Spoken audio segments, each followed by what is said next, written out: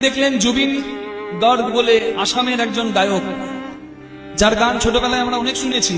তার প্রয়াণে এত মানুষ রাস্তায় নেমেছে, এত মানুষ তার শেষ দিনে তাকে শ্রদ্ধা জানাতে নেমেছে।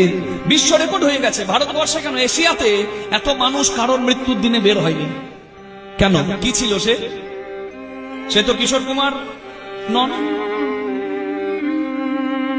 লতা মঙ্গেশকরও নন, অনেক হয়তো তার নাম এখানে শোনেনি।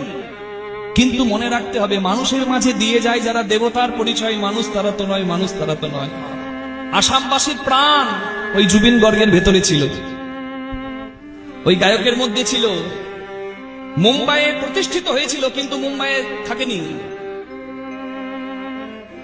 সে জীবন অবস্থায় বলেছিল বহু দান ধ্যান আছে, বহু ভালো কাজ আছে তার। দেশের জন্য কাজ করেছে, আসামে ফিরে এসেছে, নিজের মাটিকে শ্রদ্ধা করেছে, নিজের দেশের উন্নতির কথা ভেবেছে। হরিবল হরিবল। তাকে জিজ্ঞাসা করা হয়েছিল যে আপনি তো মুম্বাইয়ে থাকতে পারেন, আপনি বড় হিন্দির গায়ক। বলে আমি যে দেশের রাজা সেই দেশে থাকবো। মরছে তো সবাই, কত এলো আর কত গেল, কিন্তু আমি যেদিন পৃথিবী থেকে চলে যাব, আমার জন্য লক্ষ লক্ষ কোটি কোটি মানুষ রাস্তায় বের হবে। সত্যি হয়ে গেল তাই। মাইকেল জ্যাকসন, যার মৃত্যুর দিনে সব থেকে বেশি লোক হয়েছিল, পৃথিবীর 4 নম্বর হয়ে গেল, যার মৃত্যুতে এত বেশি মানুষ জড়ো হয়েছে, এত মানুষ কেঁদেছে।